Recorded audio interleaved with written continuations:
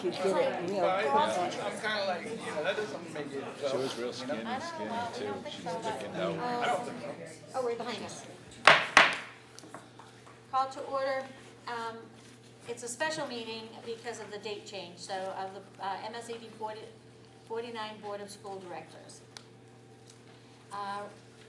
Roll call, please. Unable to make it this evening. Boyden, Here. Caverly, Here. Presley, Here, Dumont. Here. Giroux, Here. Knopf, Here. Kugelmeyer, Present in body. Liberty, Here. Martin, Here. Bauer, Here. Rennicki, Here. Toto Warren, She's sick. Nancy Brentson here. We'll have the Pledge of Allegiance. I pledge allegiance to the flag of the United States of America and to the republic for which it stands, one nation, under God, indivisible, with liberty and justice for all.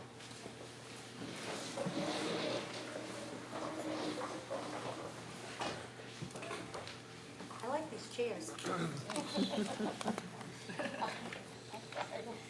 Approval of minutes. A vote to accept the minutes of the January 17th, 2019 board meeting. So moved. Second. Moved by Kara, seconded by Tim. Any discussion?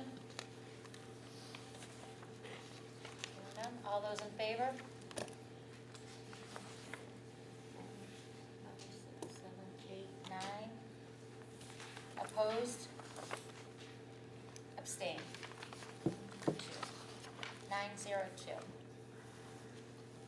Citizens input. This is the time that we allow citizens, if they have anything they'd like to speak to the school board about, this is the time to do so. Sure. I'm Wendy Smith, for those of you that don't know me. For those of you that do, I've come here tonight to tell you, because I have relationships with many of you, some of you for your entire life, that I'm retiring at the end of the school year. And I've been an employee in M.S.A.D 49 since I was 22 years old. And I want to thank you for that opportunity. It has been a grand ride. Come to work every day with a lot of responsibility on my shoulders, took it very seriously, and enjoyed it immensely. So thank you for that. The second thing I'd like to share with you is, if you don't know, I'm the teacher leader at the training center at Benton. The training center, I'm told, is going to close. The reading recovery teachers in M.S.A.D 49 do need to affiliate with a training center if they're going to continue to provide reading recovery with fidelity. So I've been working with the Newport school system, and they're going to open the training center there. So the reading recovery teachers here will be invited to be part of that training center up there, starting in September. I'm going to share that with you. Thank you. Thank you. Congratulations on your retirement, Wendy. Thank you. I'm actually going to work, but How many years have you been with the district? you figure it out. Okay. I'm 59, started when I was 22. Okay. Well, the long run. Thank you It's for- amazing how fast it all goes. Yes. Well, thank you very much for your service to I the also district. want to share with you, in the last couple of weeks, my husband was in the hospital, saw lots of those Lawrence girls down there. All of those noises that dummy made, he made all of them a whole lot louder. And those girls were so good. They were so good. And he got so he would say, "Which high school are you from? Which one are you from?" And he would gather up the Lawrence girls. But he got very good care from them, by the way. Thank you for that. Anybody else this evening? Mr. Kinley? Yes, Madam Chairwoman, members of the board. My name is Stuart Kinley, and I'm a resident of Fairfield, and as many of you know, a former member of this board. I'm kind of sad to hear that Wendy's retiring. I think Fairfield, or M.S.A.D 49's loss will be a big one, because she's got big shoes that will be hard to replace. Thank you. You're very kind. I wanted to speak. Back in January, you adopted a series of 15 business items designed to restructure several administrative jobs, and ostensibly it was to make the system more efficient. Unfortunately, there was no public discussion of any of these action items. All discussion was done behind closed doors, and the motions were passed without any debate. By the way, I do think that was in violation of the Freedom of Access Act. This is unfortunate because it was something that needed to be debated in public. I think the board's action ultimately will prove very detrimental to the quality of education in SAD 49. This action will result in the board losing several capable, competent, and experienced administrators. One of the targeted positions is the Director of Operations. Mrs. Brackett served in that position. Almost 5 years ago, when I'm still a board member, we began to look at the feasibility of looking to replace the 3 elementary schools. Cheryl's work during those 5 years proved to be very fortuitous when last year the State Board of Education ranked Fairfield Elementary at the top of the list. The other 2, Albion and Clinton, were also highly ranked. I think to lose Cheryl at this point, when we're heading into new construction, you have lost a true asset. I think it also suggests a callous disdain for your employees. Ultimately, this may be the biggest consequence of your action to restructure. School districts are no different from any other employer. They develop reputations. Some places are desirable to work, while others are to be avoided. Employees like to work where they are appreciated and valued. Historically, as veteran board members know, it has been a challenge to attract employees to this district. This in part arises from the fact that SAD 49 is not a wealthy district. It's hard to be competitive with the wealthier district, particularly when it comes to what salary offerings we have to give. If we restructure and SAD 49 now has the reputation of being callous and indifferent to the service of their employees, employees from outside, prospective employees, will learn very quickly that this is a place to be avoided. The other thing that you may want to watch for is when current district employees start to leave and go elsewhere. I also suspect that as a result of the board action, you will enter a period of conflict and litigation.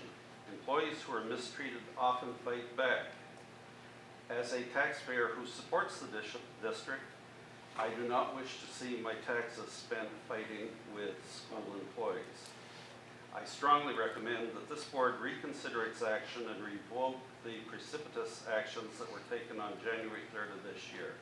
I thank you for your attention to this matter. Is there anyone else? Okay. Old business. We have new hire, effective March 1st.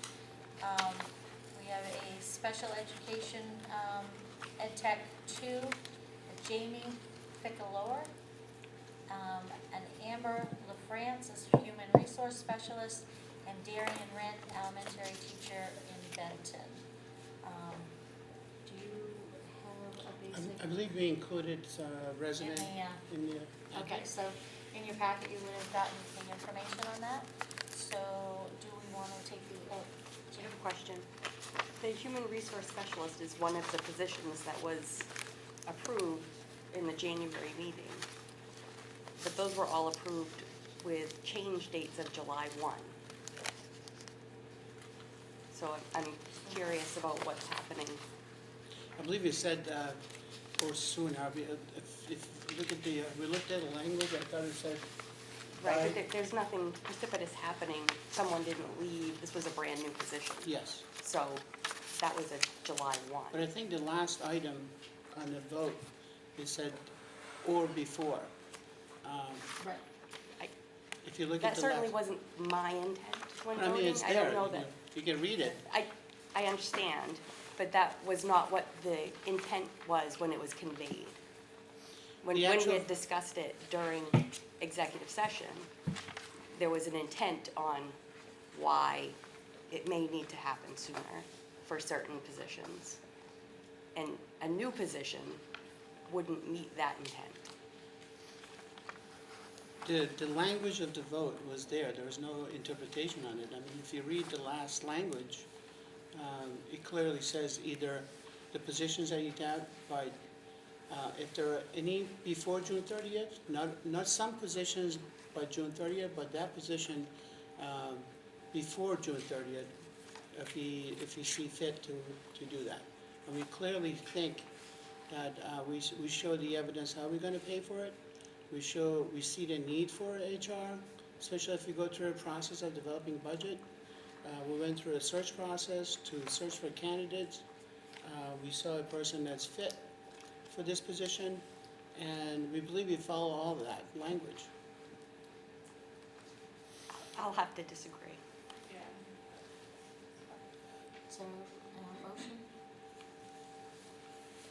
A motion to accept new hires as presented. Second. Moved by Tim, seconded by Neil. Any further discussion? Yeah. I wonder if we need to consult legal to really figure out what's going on before we vote on this. I'm not comfortable, I was not at that board meeting, but I'm not comfortable with the way this is headed. So I can't make a motion to reconsider since I wasn't there. But I don't think we should put ourselves in a board in jeopardy when we're not in agreement about this and vote on something that speaks very poorly about us. And I suggest that we either make a motion to move Amber's position out of this, approve the other two, and have a discussion about going to Drummond and Woodson to talk about this. I can't, if we're not in agreement and we need to seek clarification on a few things from outside counsel. I think that is totally important as part of the process. We need to work through that process because we just had a board member say, that's not what they remembered and that's not what they agreed upon. So, I'd like to review that record if possible, you Yeah, know, that just was- to I was- clarify, is it or is it ain't? It's either there or it's not. The language is correct or Right. not. But We I shouldn't don't move think the forward on language something like matched. that. That was my biggest piece in our meeting. And that is not how I Can heard I it. just read the line item? Can I read it? Sure, yeah, that'd be Go good. ahead. The last line was, I move to amend all of the foregoing to authorize the superintendent to take the actions outlined in said orders effective immediately, but to establish an effective date for the restructuring, filling of positions, or eliminations outlined in said orders to be June 30th, 2019, unless an earlier date is warranted. I'm not interpreting, I'm just reading it as is. Right. I mean, What is this? And we voted on that. And it sounds pretty clear. All right, all those in favor?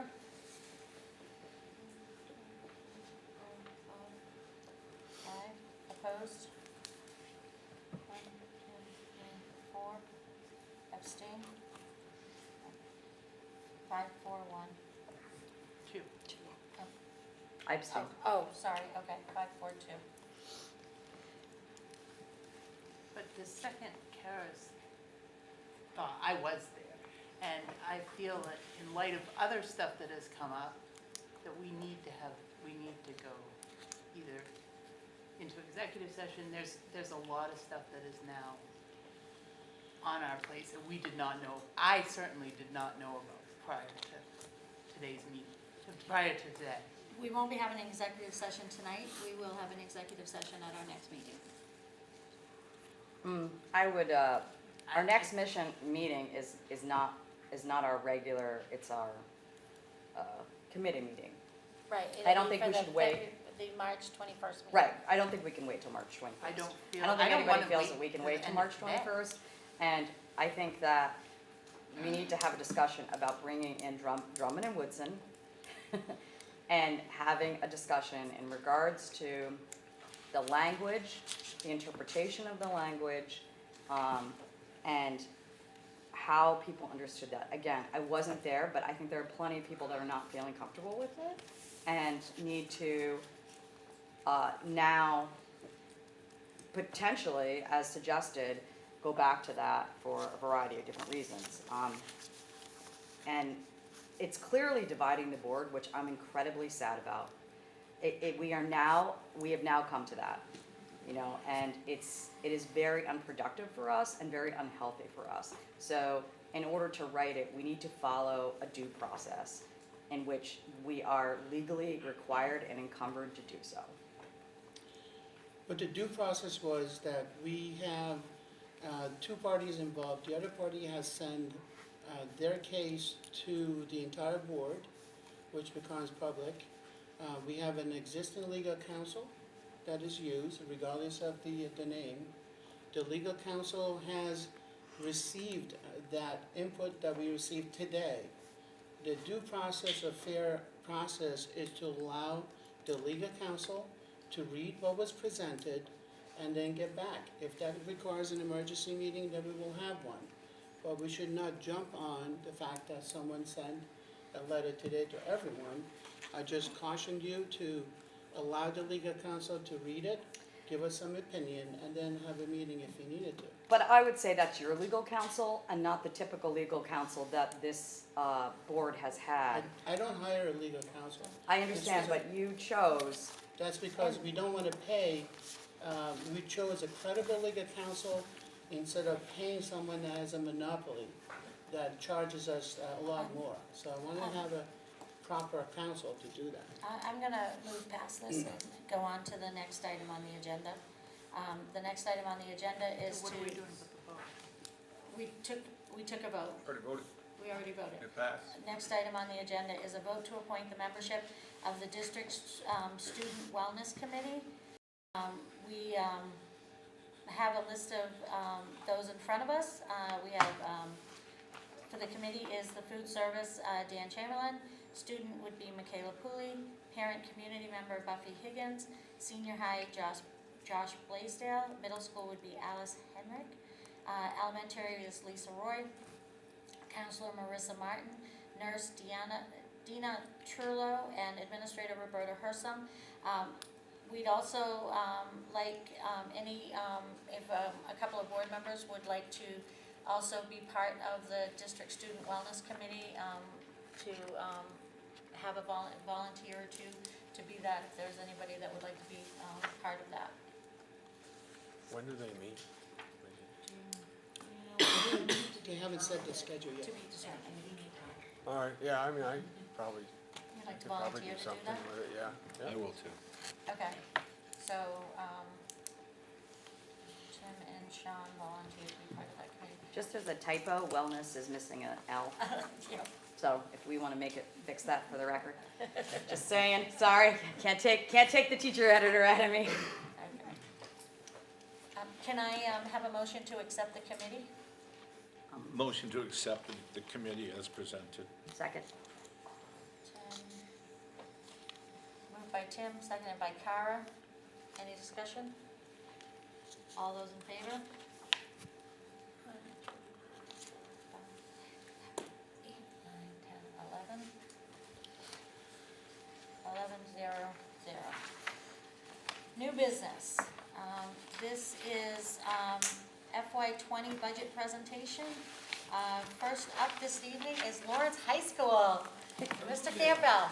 Before you begin, can you actually talk a little bit about the purpose of these and how we're supposed to be, because this is brand new to the process of how we've never had administrators. So, right. yeah, so I want to understand what our criteria is, what we're trying to think about when we hear this, so that we have a frame of reference to consider what they're saying. Sure.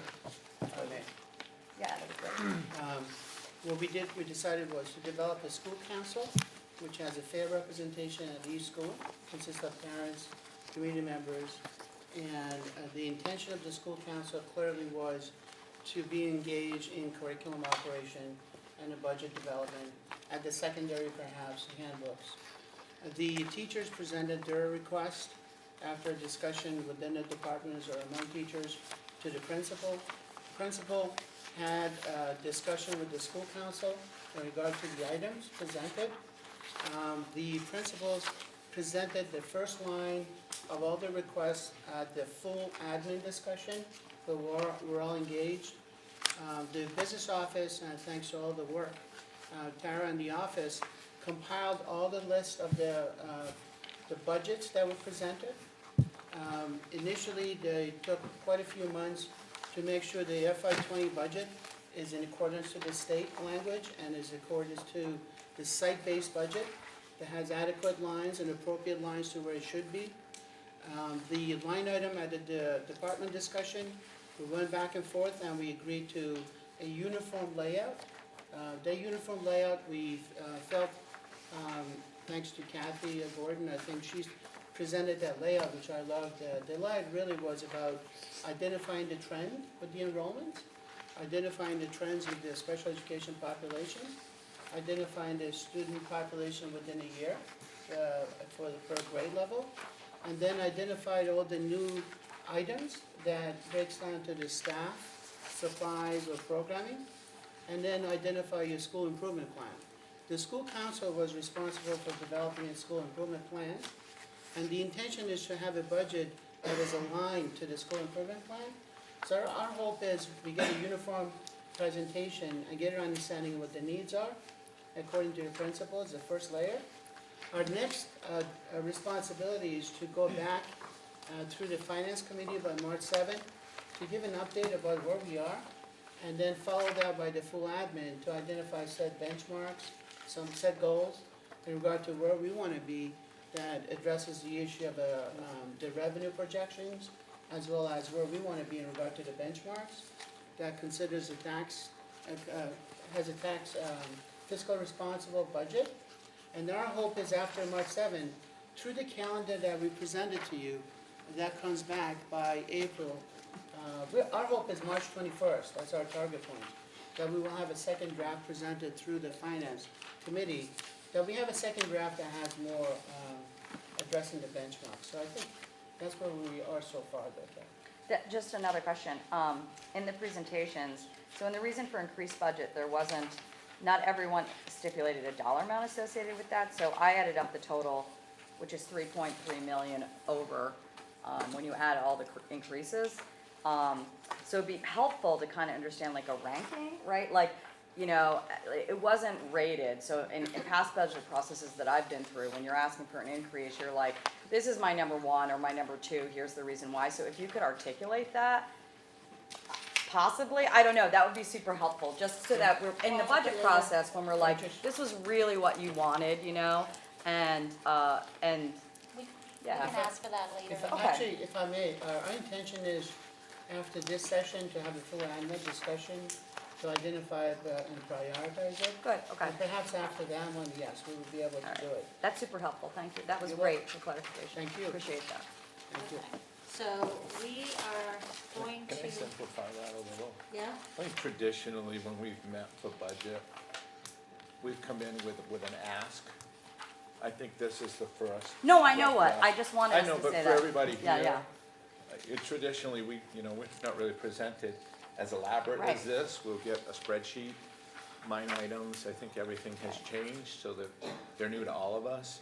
But this is the initial request that the full group doesn't usually see. No, so I it's a like little more- this. I Yeah, like it's a the little more fact that- transparent. Yes, it's But transparent. this isn't our final Right. budget, by no means. This is just the No, initial. no, that's why I wanted a little Yeah, it's clarification. just the initial People are getting request. up. Right, I think it would also be important that as we move to the next step, that we're able to identify those things that are baked in, that are already done, what the negotiated amount is, Yeah.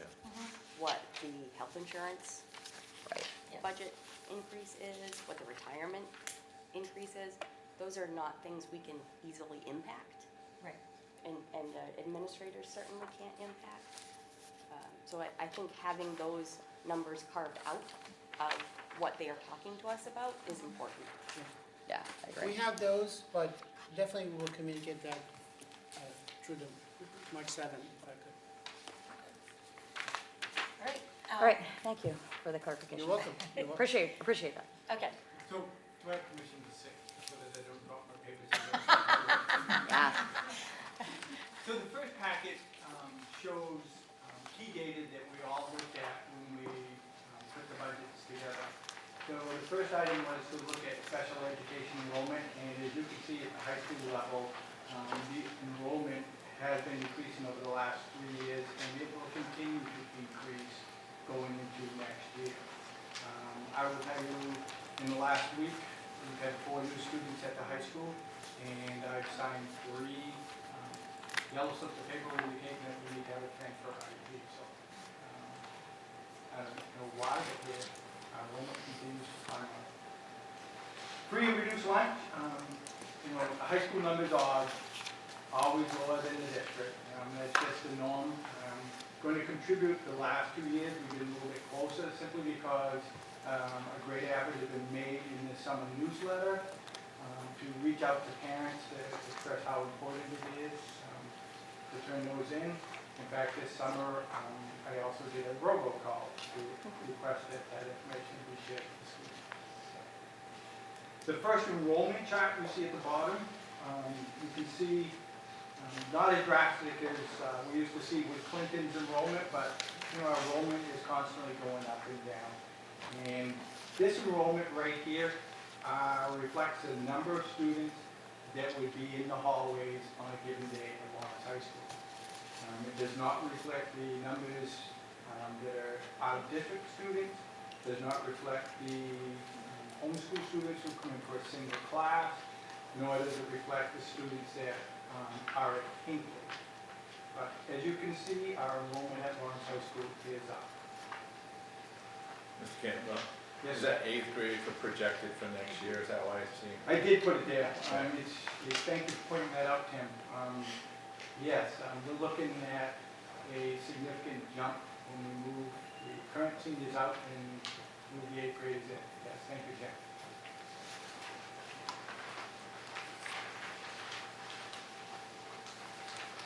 The numbers on the second enrollment chart for the high school reflect the actual number of students that are in Infinite Campus. That puts the students back in that are in out-of-school placement situations at Hinckley. Homeschoolers that are in there for maybe 1 block, because we do receive some compensation for most of those students. Again, you'll see that our enrollment did go down for a bit, but has jumped back up. Budget numbers, again, slight increase from 16, 17 to 17, 18. In this current year, we dropped 5%,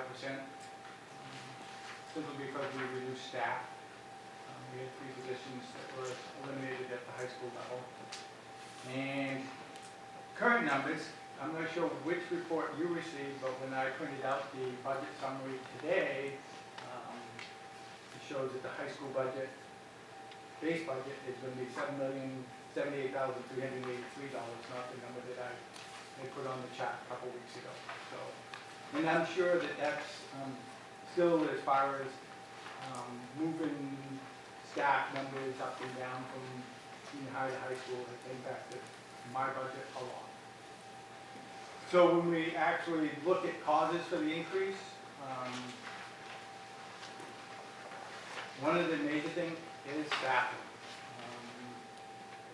Enrollment's going up, and we quickly noticed as we began the fall that our science lab classes, the freshman and sophomore classes, were really too big.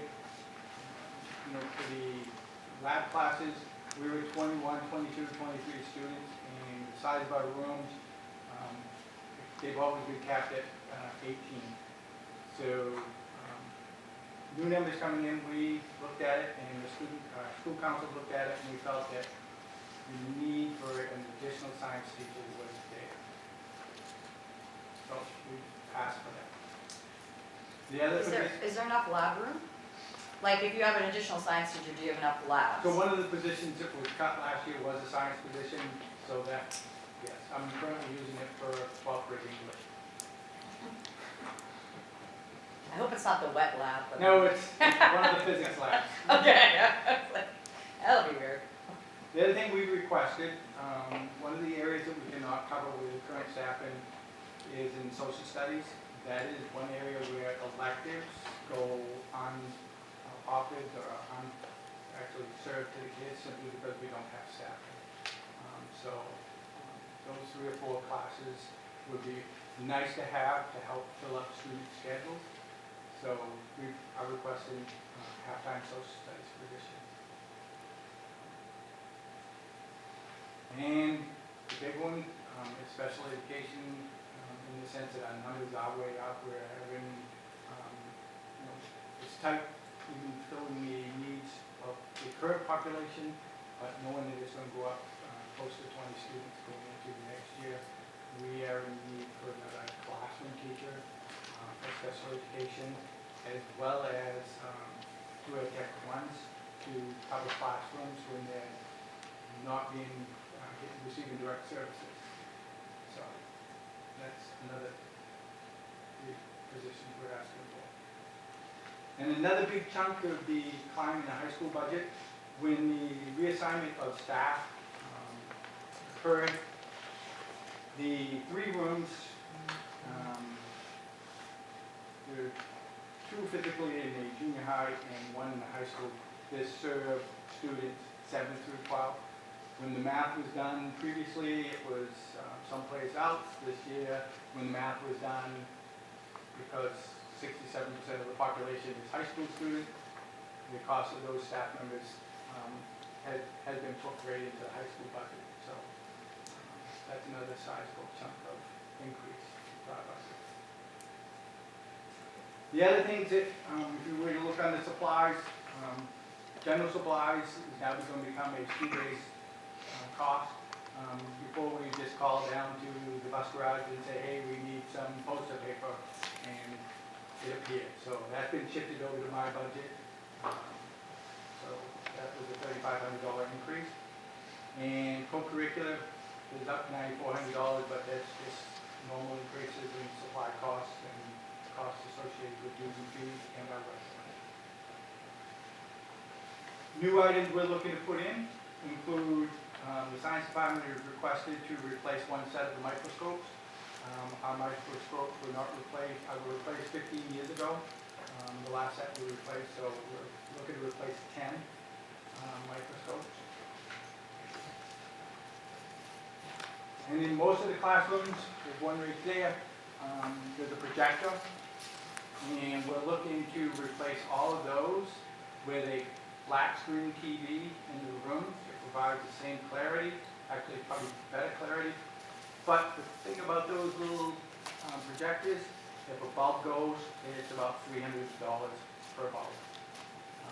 So it was felt to be a cost savings for us in the long term to put in flat screen TVs. And for safety reasons, we would like to put a set of strobe lights on the Lawrence complex for a cost of $15,000. That way, if we go into lockdown, we have the strobes in key places in the high school where we can't communicate, but we've never been able to communicate with people on the outside, and we had people try, well, actually, they come up to the building and try to get in. So we hope, as they've got accustomed to our buzzing system, when they see a strobe light, they know that there is some type of emergency situation, they'll get back into the safety of their cars. And new programs, we are just about done our M.S.A.D self-study. Every 10 years, we have to look at what we're doing in our school and make honest judgments on whether or not we're reaching the 21st century standards that are set up by M.S.A.D, so that our students are prepared for life beyond Lawrence. We are about ready to vote on our reports, and then next fall, we will have a visit in November from a committee of teachers and principals from around the state in New England, come in to look at our and assess the work we are doing with what we say we're doing. So that's a huge cost to house 16 people for 3.5 days. So that's why that increase is there. That is a 1-year deal. That puts that budget up close to, I believe, totally of $26,000. and it should drop back down to about $3,600 our annual fee to be a member of M.S.A.D. And the other thing that I put in, I asked my teachers how many are currently in master's programs that Dr. Baker was covering elsewhere, because that number has never been in my budget. I asked teachers who might be interested to indicate that, and I estimated that it would cost the district about $12,000 to, if they were approved at the rates outlined in the association agreement, it would cost us about $12,000. So those are our major increases. Thank you. Alright, next. Okay, next one would be junior high. Thank you. So beginning in the same manner as Mark did, looking at special education students, this increase is 2016-17, as of January 2019, we increased by 12 students in special ed. That trend seems to be probably throughout the district, increasing the number of special ed students. In free and reduced lunch, the past 3 years, before this year, we seem to be coming in less than the district percentage. This year, we came in 1.96 greater than the district average. So I'm not sure if that's going to be a trend as we go throughout the years, but we did increase this year. Looking at the enrollment for this year, we're hovering about the same number, 340. I know we have a couple of students that are registering currently, we have a couple move out, so again, we're right around 340, start off the year at 335. We had a large number of students enroll over the summer, about 30.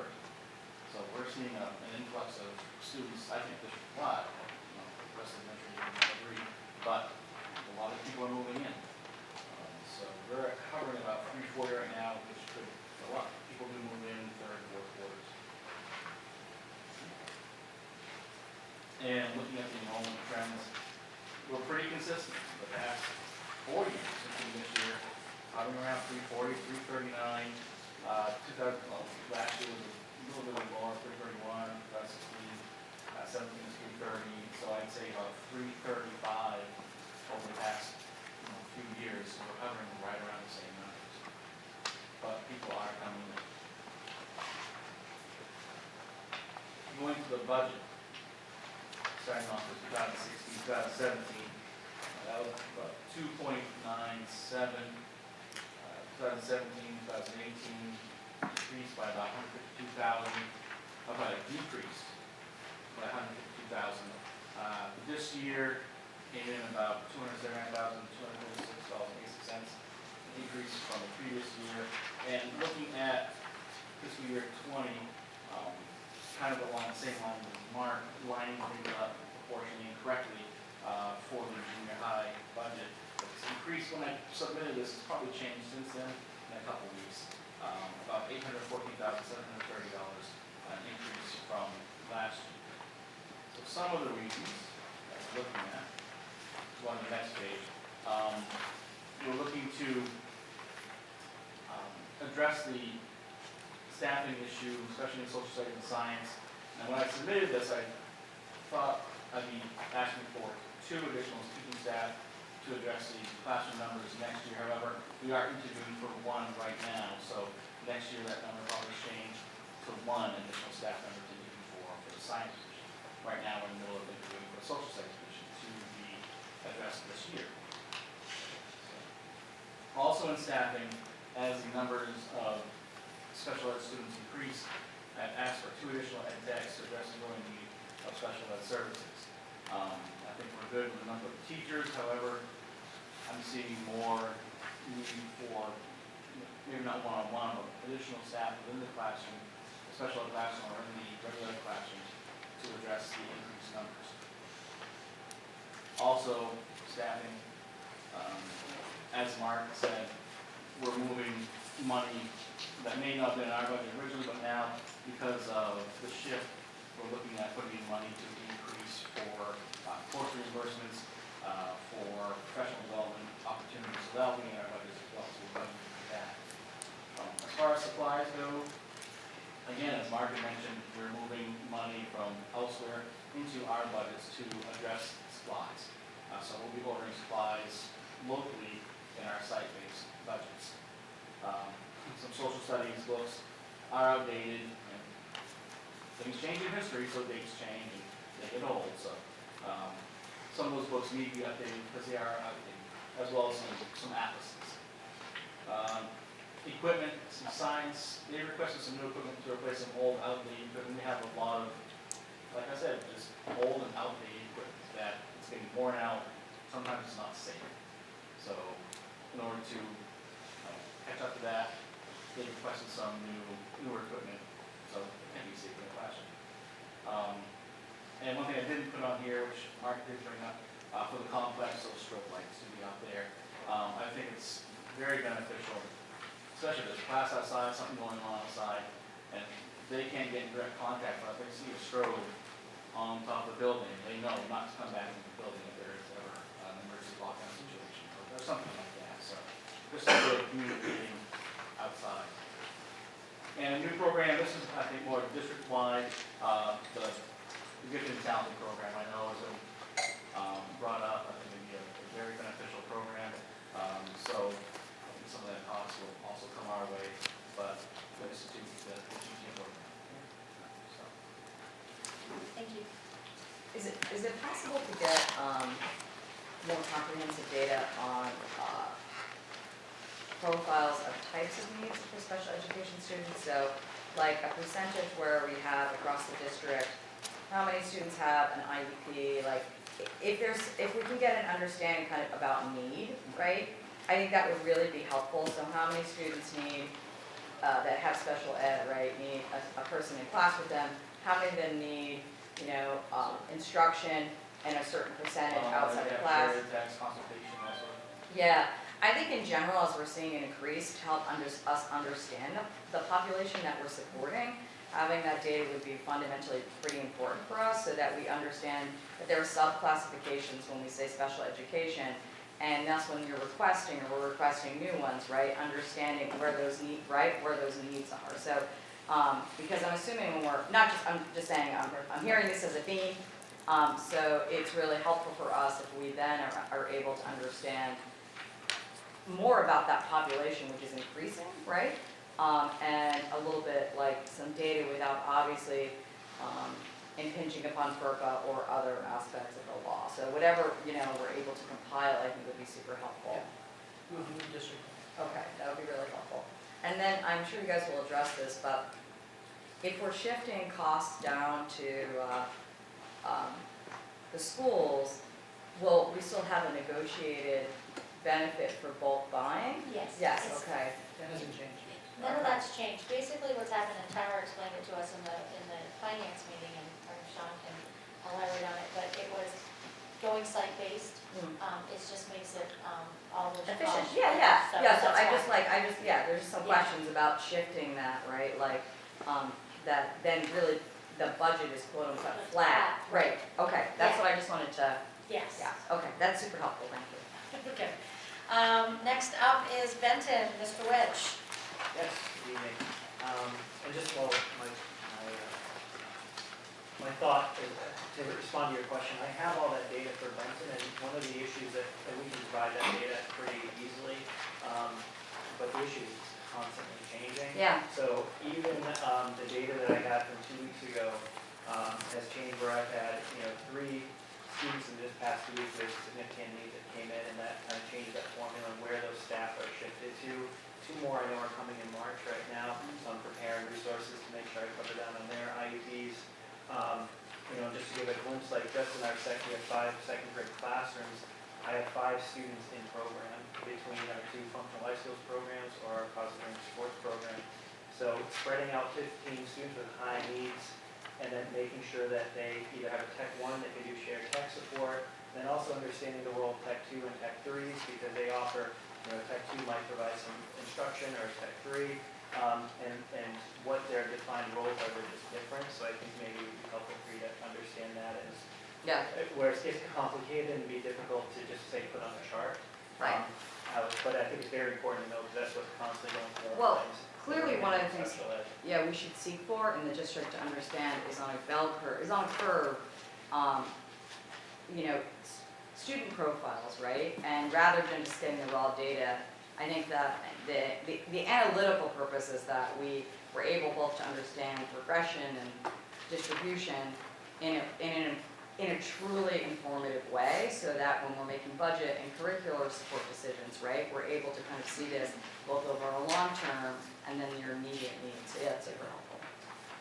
So going back, I'll start with my special education population. And I think what you'll see a trend at Benton, which I think is a good trend, is we're pretty steady. We're holding steady. Our special ed numbers, we had a drop last year, but we're at about 147, which changes from day to day, which was a couple years ago as well. The needs, I think, have changed significantly, though, the level of need that these students, many of the students that we come in that are kind of popping in and often popping out too, the needs have changed a bit. But we're holding steady when you look at the raw numbers. Our free and reduced lunch, you can see our percentage is going down, which I really feel that I think kind of like what Mark's done in high school, I think I need to start reaching out and a little bit more, because I still think the need's there. For example, I just found out the other day that for food services we have about a $7,000 bill. It's families aren't paying their bill. So what do we do about that, and why aren't they paying it? And it could be for many reasons, but probably because there's a need there that we need to move some resources and have them fill out that paperwork. So I think that percentage can go up. Our enrollment, our numbers, since I've been at Benton, we start at like the 614, 617, and then throughout the year our numbers grow till about in our 630s or high 630s at the end of the year. And then we'll start in the fall. I would predict we're going to drop down to about the teens again.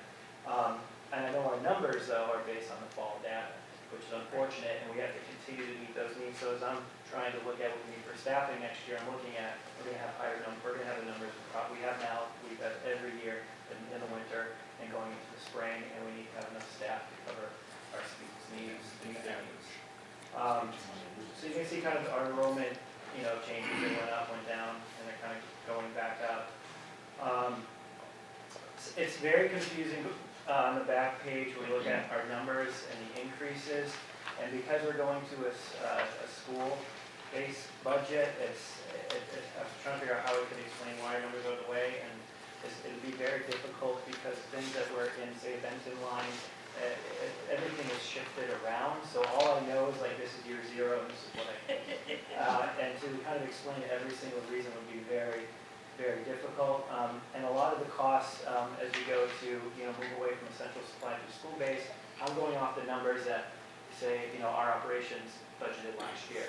It may be different now as we do this in a different way. We may use less resources, I don't know. But I'm going to be going off that number that was budgeted last year, and we'll see what we end up consuming this year.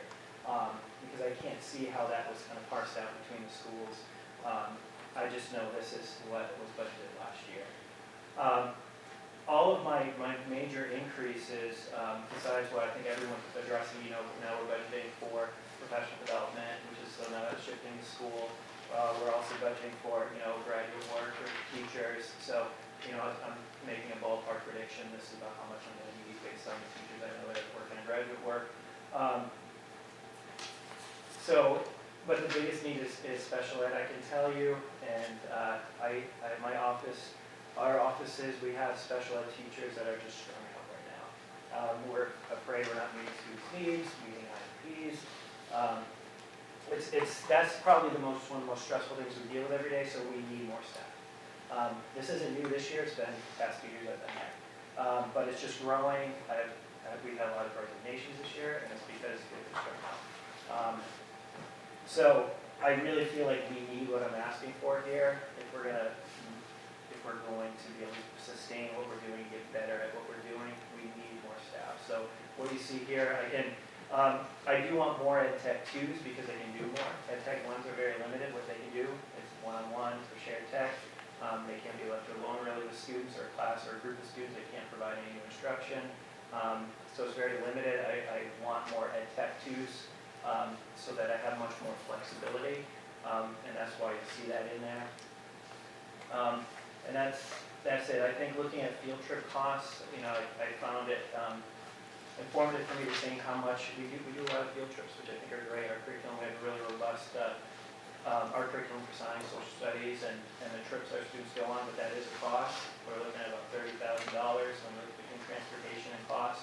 That's probably an area we can re-look at, which would have some cost savings, but I also think I'd hate to take any of those away too. And I think as we move forward and look at our curriculum and what trips we go on, that number may change down the road.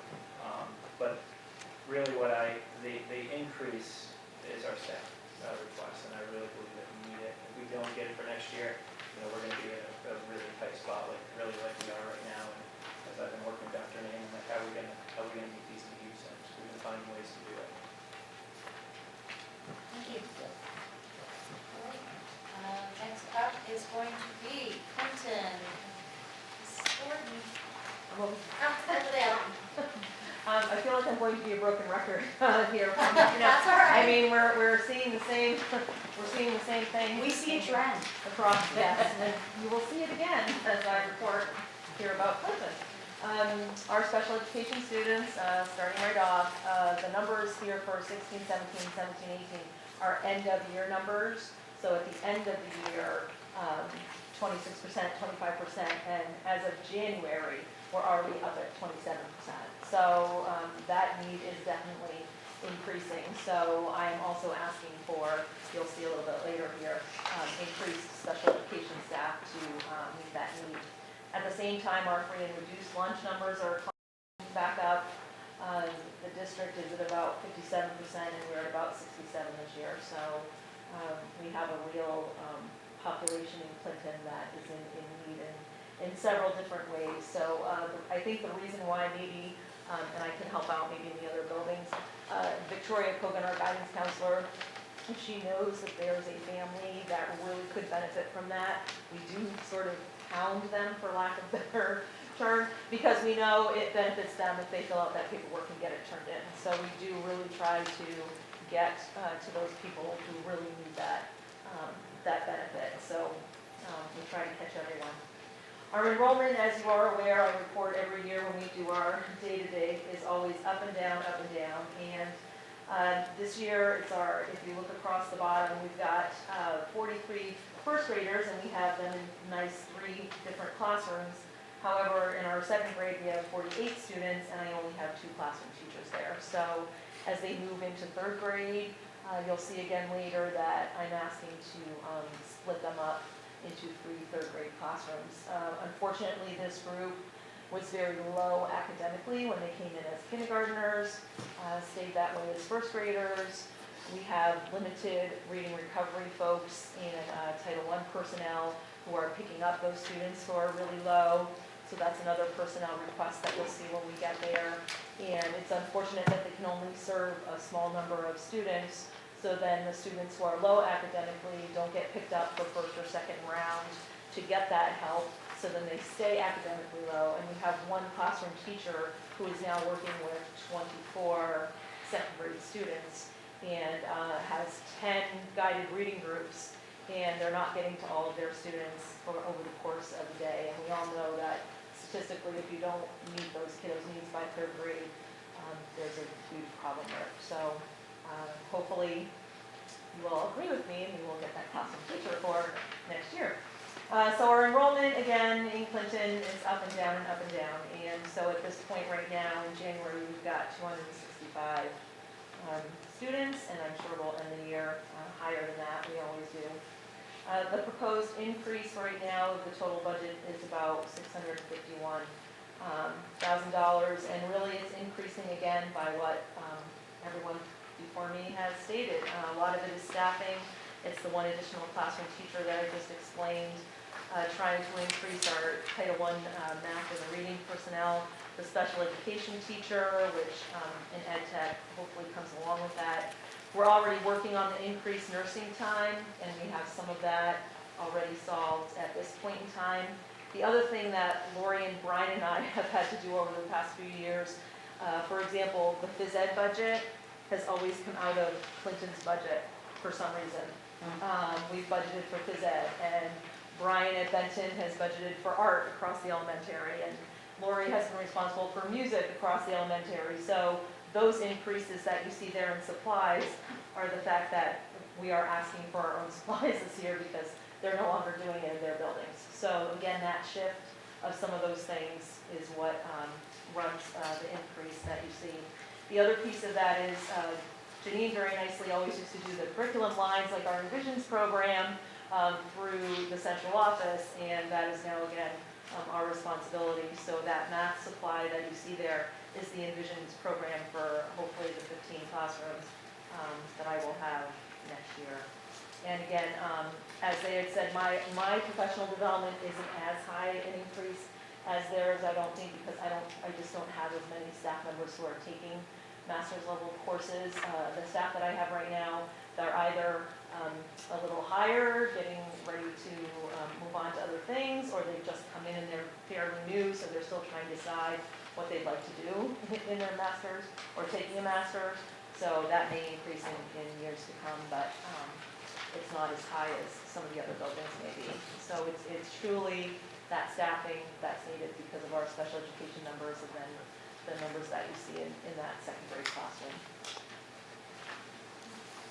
Yes, Jen? You mentioned Title I math and reading. Mhm. Would that be federally reimbursed? Well, some of that, yes, that's Roberta and I have already discussed that too, so, yes. So the portion that we're seeing in here is what would be the state or local share? Yes. Thank you. Thank you.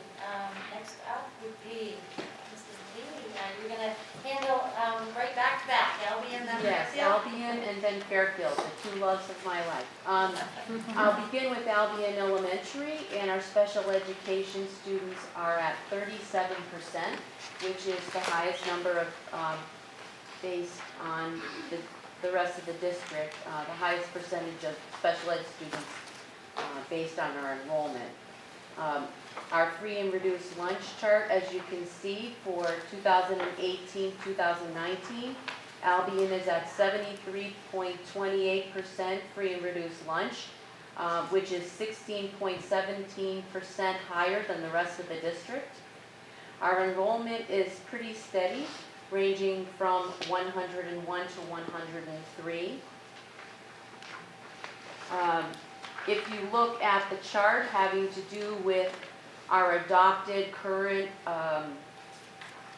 budget and what we are asking for next year, I want to inform you that, as Kathy and the others have stated, we have many line items that are shifting from the general district budget over to our individual site-based budgets.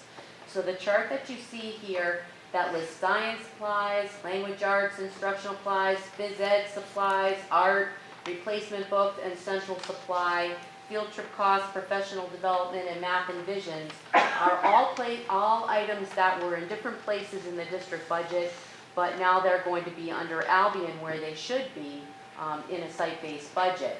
The only thing that we're asking for in Albion that the school council has requested is a pre-K classroom for Albion.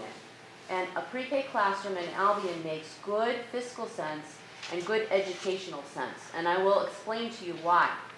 Albion already is at the highest amount of percentage of students that are on special ed plans.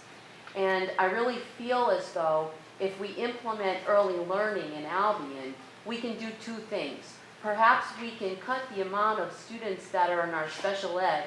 And the other thing that we could potentially do is raise the amount of federal funding that we receive through the free and reduced lunch counts. Albion and Fairfield already are the driving forces for our federal funding. They help elevate the funding that the rest of the district receives. If we put a pre-K classroom in Albion, all students that are in our collaborative program with Head Start are automatically free and reduced lunch. So they'll elevate the amount of funding that we'll receive for Albion, bringing in more funding Okay, so it's a win-win all the way around. We bring in more funding, we drive up the amount of federal funding for the district, and we can have potentially less students needing special ed services. So that's my thought. That's our school council's, major plea. And to be honest, we kind of stayed flat in most of our spending. In our spending plans, the one thing that we're wishing for is pre-K.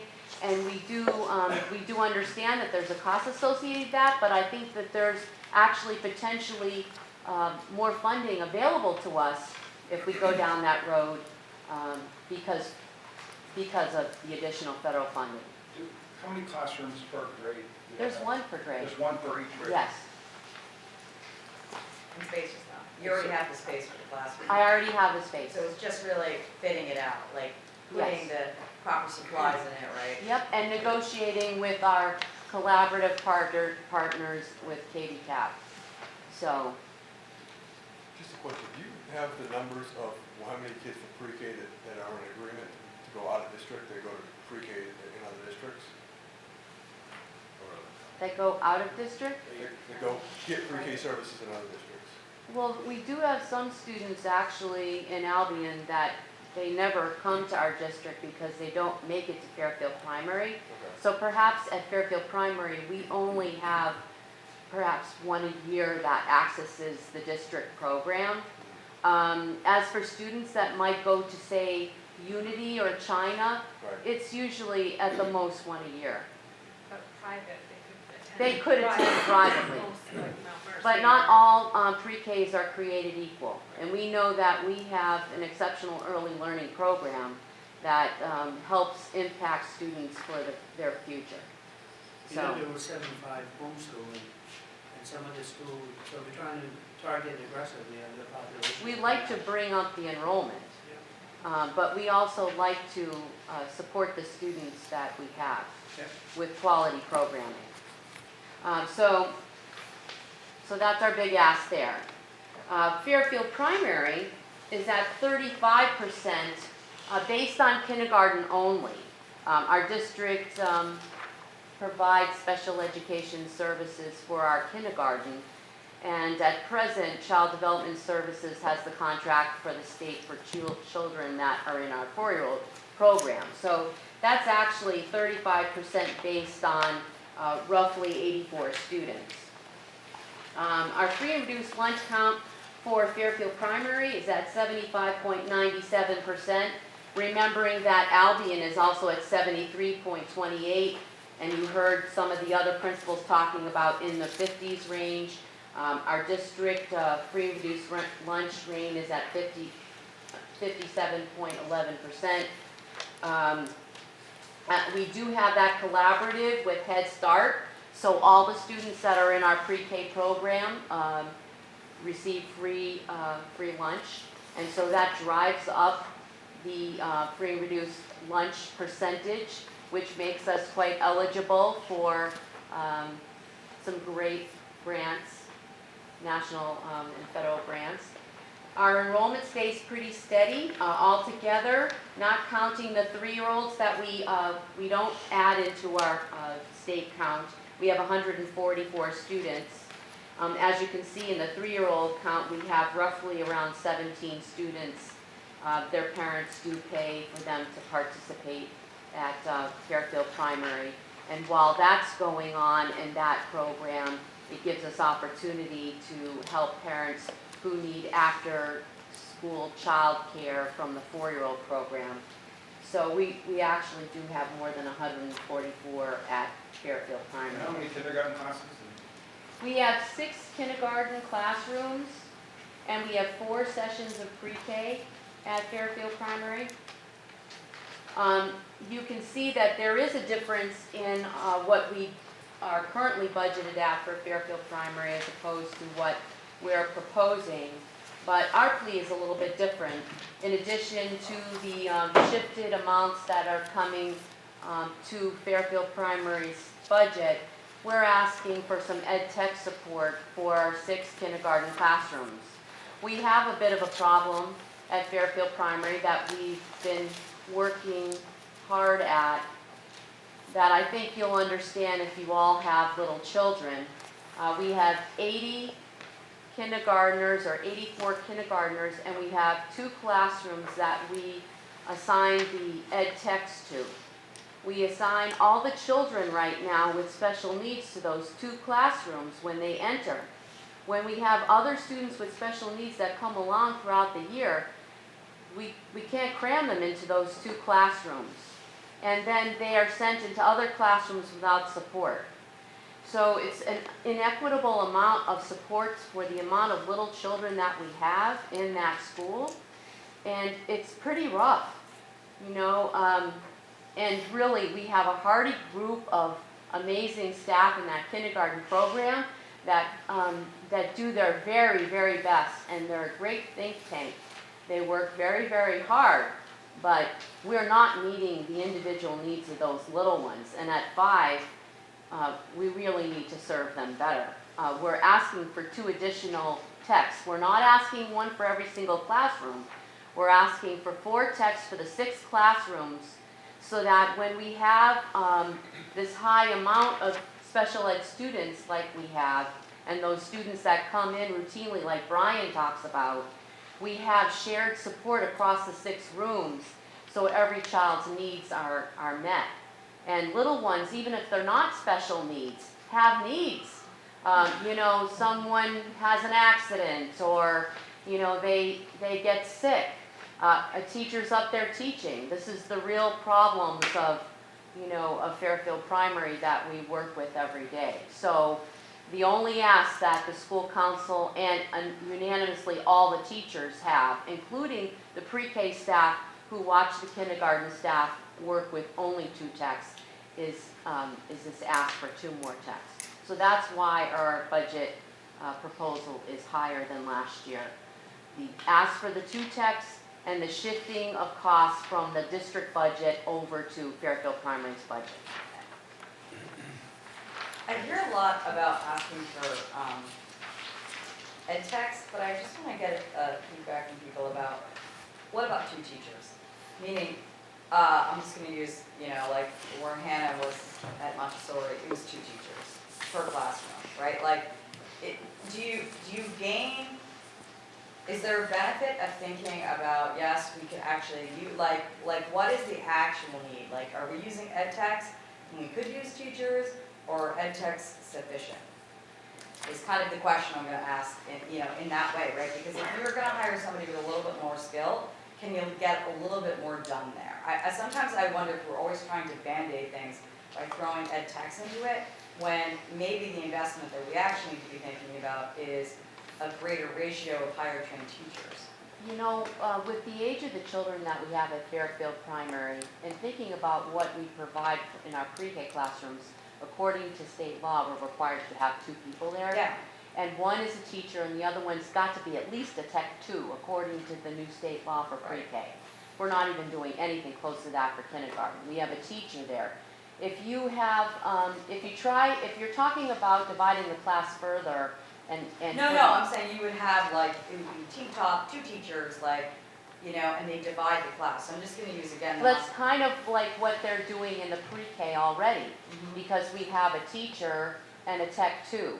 But the way they work is seamless. Right. So that no child or parent could tell which is the teacher and which is the tech. That's the ideal that we utilize in the pre-K program. We actually have the 2 techs that we do have that are Tech 1s are very hardy individuals that they do a little bit of everything. They are teaching. They're doing some things that probably you might not see done by techs in other buildings, but it's probably because of the age and the character of what Fairfield Primary is.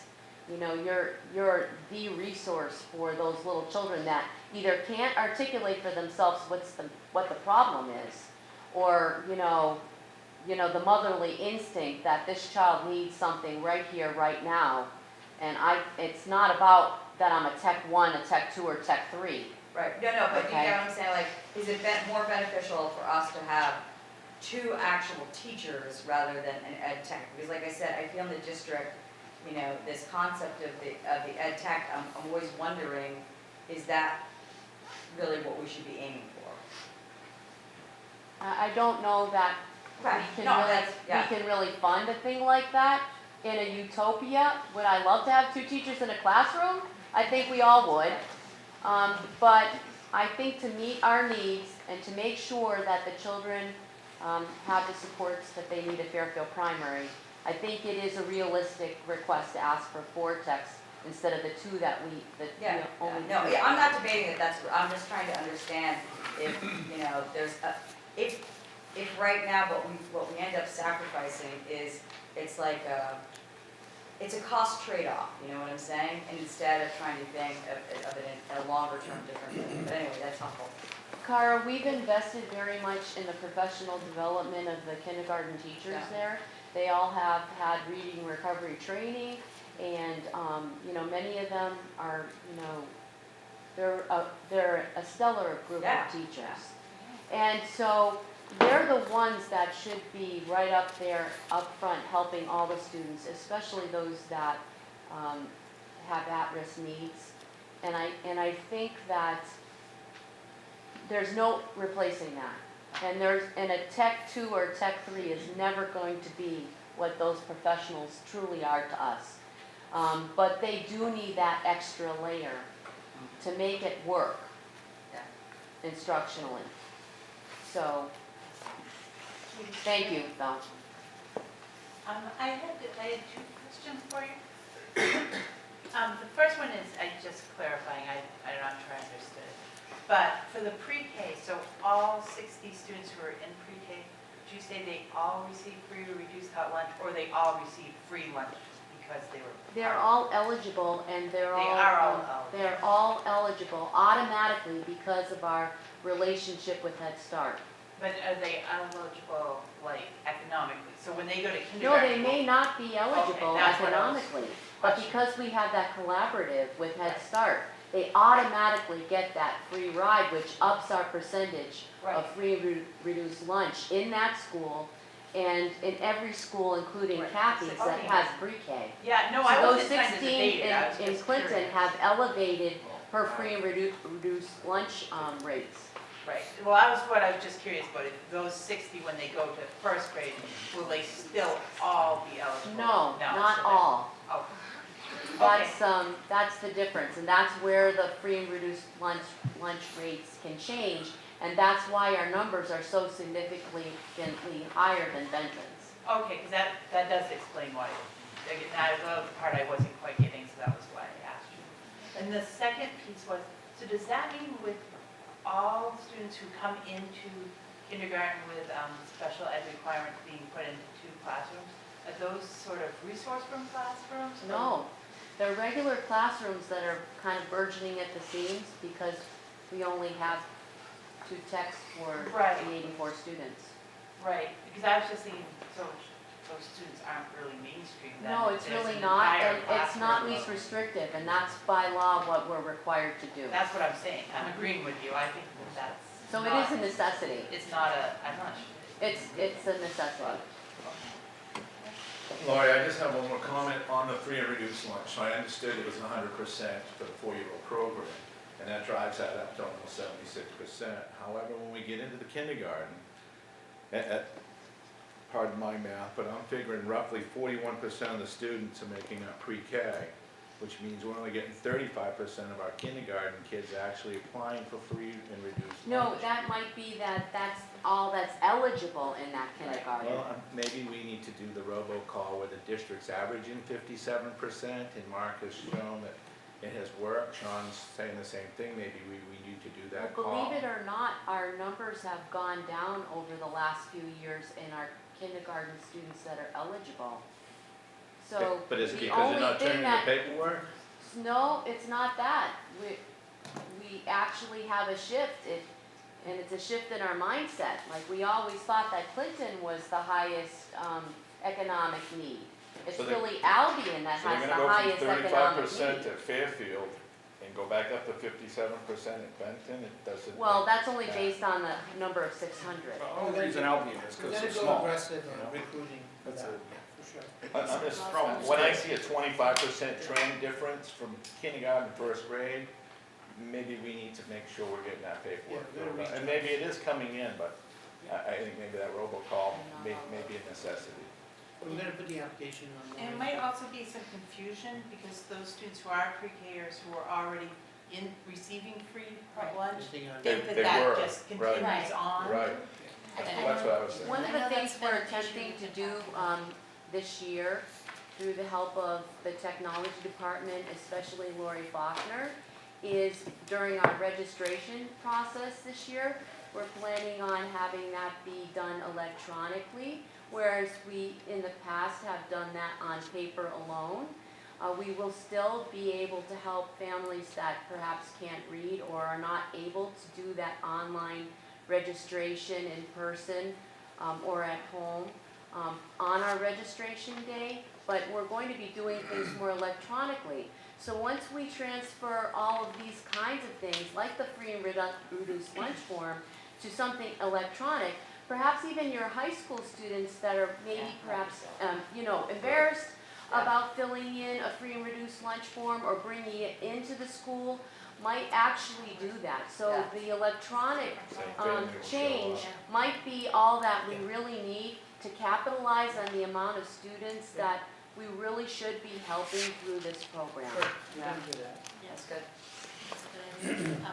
This is actually something we've recently been talking about, and you said that you've got about, Brian, sorry, Mr. Wade, you've got about 7,000 outstanding in bills for, That's what I told on Monday. so that's another thing we've been discussing, and one of the things that we might want to consider, or at least start looking at, is if we can have a POS system where we can actually, people can actually use their credit cards to pay their bill, either online or something along that line, because they're fine. We do, oh, we do, that's good to know, I did not know that. Yeah, actually, we're billing, we're Still billing the mixing that. $7,000 for that bill. Yeah, but I know that that's one of the things that's been discussed. Okay, well, it's been a while since I've had to deal with that, but I know That's your generous donation to the, Not if, and I don't want to one. that's. We need to do a better job of getting that paperwork or that information in, but where there's so much discussion about food shaming, And that it was might be a this line week. item that we need to budget for, so that we don't have to worry about it. We have to do our best job to make sure we get the info. Right. Mark, Sean, the other principals, would you say that your outstanding debt is roughly the same with Brian's? Maybe more? So when you read that number, it's like I better ask Dan because I know I have to collect probably $500-600 from seniors in June before they graduate, but I didn't realize it was Well, that high. yeah, it's I will been, ask. Yeah. I mean, it was discussed all week this week on Augusta, so, I mean, it's just things that they're talking about different ways. That's why I didn't know we did a POS already, which is one thing that's helped. I will say that as far as the free and reduced lunch, there was some talk about actually doing the online, so I'm glad that we're getting ahead of that. I think that's a great way to do that too, so. The other thing that I would suggest is if you, and this is small and maybe it's just me, actually it's not because I've talked to other people, but when you apply, because we want to be good citizens, we want to apply, I recognize the benefit for our school when you apply. I thought everyone had to apply, so I had to apply, knowing that I wouldn't receive it. The letter you get is pretty snarky. That comes back from the school. Really? From the Yeah. school or? Yeah. So sorry, I applied.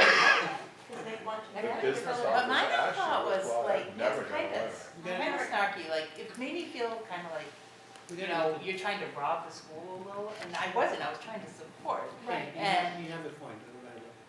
so I would just, I thought it was good. we wrote it especially for you, And Katie. that's- well, I feel it. We wrote it to shame you, Katie, we all got together, we were like, let's make it feel bad. That $10 we Why- did a why meeting just anything put you more? over, that's what it That's was, right. Katie, and that's why. I got the letter too, and I was like, yeah, I knew I wasn't gonna qualify, but thank you. Yes, yeah. Well, thank you, everyone, for that, and I think there's a lot of good information that Yeah, you've given that us, was so really helpful. we appreciate that, and your hard work for that. Moving on. I'd like to see a little more begging in the future, though. They didn't beg enough? They didn't. Okay, You know what I mean? so Just- the I next didn't really time feel we're it. working, I didn't okay, really feel it. so we were working on the budget as we go along, work on those skills a little bit, Yeah. guys. You gotta want it, is what I'm saying. You gotta really. Or your school council, okay. Say thank you to them, because Yeah, yeah. they did a lot of work. I and I appreciate all the work, everybody. I know it's been a lot of work, switching to a site-based budget, and probably, it'll get mentioned in the committees, but, one of the things Tara mentioned in the committee was that, we're one of the holdout districts as far as going to site-based, so I'm glad to see we're going that way, and that, it's a lot of work to get it started, but, and I appreciate, I'm sure we all appreciate the work that you put into it. So thank you for that. Let's start with, education programs. So we just need that, in order for me to apply for the grant, I need that vote, just basically To apply for the, And it's just the action, so I just want to clarify, Yes. Dr. Naaman. It's just applying for the grant, Yeah. not actually actualizing the program. So when, at the point when we get ready, we would have a Change more it. comprehensive plan. Perfect, I think that that's clear. Yeah, Just so I clarify for myself, so this commits us to nothing, Correct. right. nothing, other than just- applying. Yes. It allows Dr. Naaman to apply for the Okay. grant. Yeah, because part of the requirement is the board had to vote. Yeah. Vote it. So can we just currently have an modify this? exemption. Can we just modify this verbiage just to say, vote to apply for the grant? Yeah, that's good, John. I mean, just so that way we have it. The language in the statute says that the board has to vote to adopt it. So in other words, they want us to commit to it, and then, Yeah. I'm just curious, I don't, We're, You can sup- put a- we're put in a supposed box. to have it. So you We've can been, put, we've you been can do given a apply. waiver for 15 If they years. said Right, no, Right. you can say apply, if they said no, they'll come back. How about that? they'll You come can change back. Then I will ask you to change it. If they said no, you have to have the adoption. We presented this to Ed program for past Mhm, 2 meetings, yeah. and we did have a full discussion on it. So we could vote to adopt it, and if they don't apply for the grant, we can come back and vote to not adopt it. Or we would fund it. The board can do anything, I mean, you can rescind, you don't have to, once you, Well, I mean, we're I'm not, supposed to. you're supposed to being have the difficult, program. I'm We're just, supposed to have a program. program. By Yeah, we statute, haven't you had a had to program. have it, we were a waiver, we received a waiver. yeah, And my intent is to go straight to applying for it Mhm. and submit the programming. What I presented to the Ed program was basically that programming, identification, testing. So that was the So- intent. so if we vote, basically, we're gonna vote to adopt it, and they give us the grant, you're still gonna come back Yes. and say, we're gonna Yes. detail We the can put that information in. about it or whatever. Right. Right, I've we already can done say adopt and then request what, in written, we can request what we're gonna ask for, right? Like from Dr. Naaman is regarding a comprehensive plan, like, that can I become, just think the minutes need, Right, in should my reflect opinion, that. should be detailed. Sure. yeah, What my plan was, I had past 2 months, we presented to the Ed program to get the feedback. So my plan was, according to the state, you had to apply and identify the programming and the appeal process. Mhm. To do that, and any changes to that, through the Ed program, I'll come back to you. Okay, Ed program will look at, yeah. and then perhaps come back to you. through- because originally you discussed about that you would administer it in the beginning. Yeah, Because you do need, somebody to administer it and basically figure out what the curricular aspects are gonna look like. So, we could have a phased plan in regards to that, maybe that's part of the approach, which is to come back with a phased plan that explains, like, in this year we'll attempt to do X, and next year we'll attempt to do Y, this is the funding that it will take to do it. And multi-year So- funding And multi-year plan. funding, right. I think in general, just as a point of clarification, as a board, I believe many of us just want to see that in general. Sure. That is what we are asking for is clarity. So as someone, you had that, though. oh, no, I know, but I'm just saying in general, like, like a written plan like that is super helpful. You guys had it. We submitted through the Ed program. There was a program that says the identifying appeal, that was for the Ed program. No, right, but we got like an overview of what it was. We Yeah. didn't actually get a project plan. So Yeah. that is, I Once- wanna make that kind of as a differentiating point, which is you can receive a plan, but then you need actually a project implementation plan. Sure. And that is the part that I think we're always like, where's, right? How does So that once I happen? apply, I'll come back to you with the detail, what the plan Excellent. is through the, I'm gonna go to the Ed program, say, here's the actually, the state approves us, here's what we're gonna do it, Yeah. and then come back to the board. So we would say pending approval Vote to adopt district gift and talent program pending approval of grant. No, you can't, well, can We you, can't pending you can't it. say that, you can't, because of the way the state, does the funding and Okay. stuff on that too. You You already just have to allocate the say. money for it. they- All right. But we can put a provision in.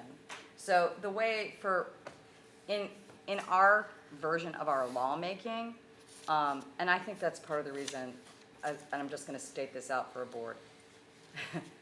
We need to come up a little bit more to snuff on actually what the lawmaking portions of our roles are, right? So that's, like, we're actually making, a version of a local law here. So we need to understand what that entails. And some of that is Robert Rules Procedure, and some of that is what we are tasked under in the state for how that is managed. So I believe what we can say is we vote to adopt, and then we say,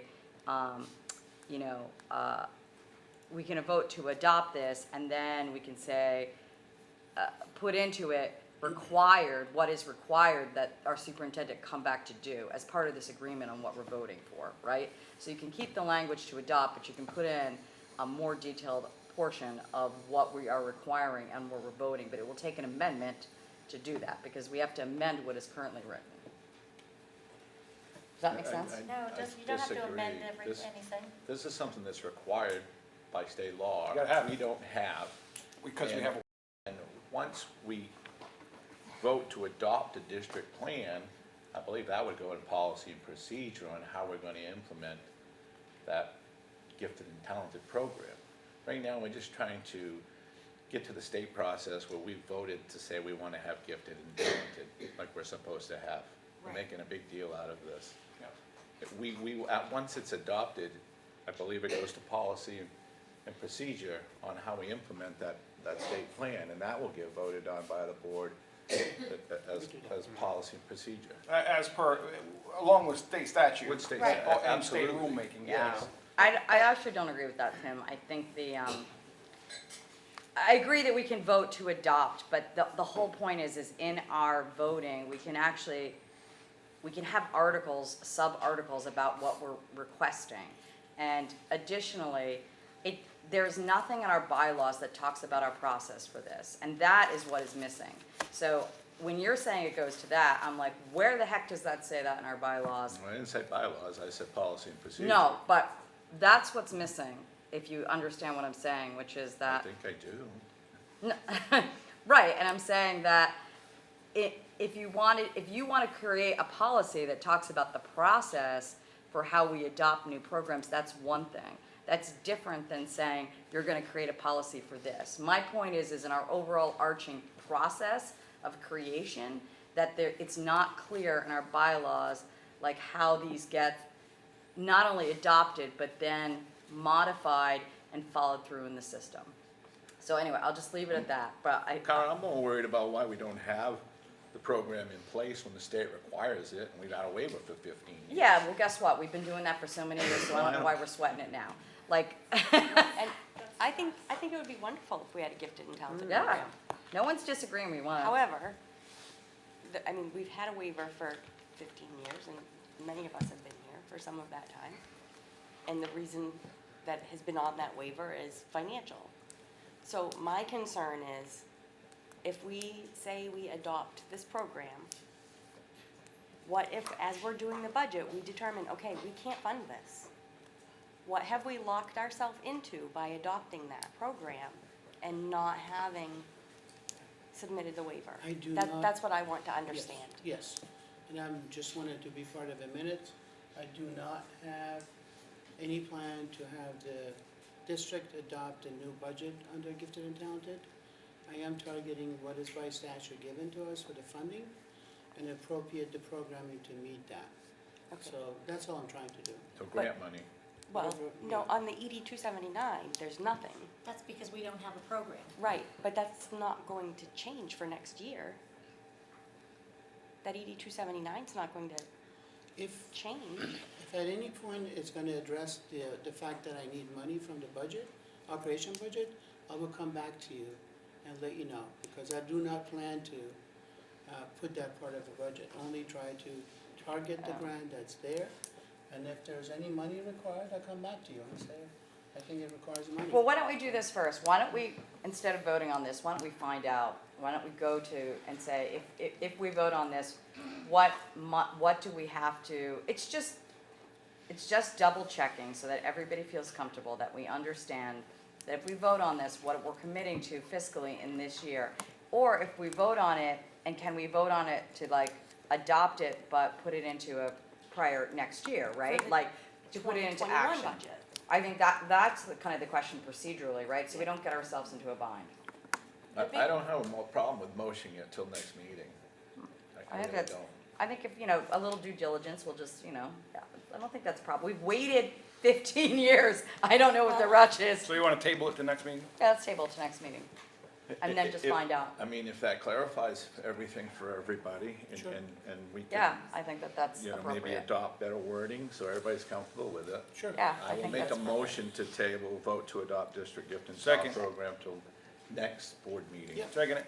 I get more clarification. Yeah, I think that's perfect. Okay, so moved by Tim and seconded by Ron to table until the next board meeting.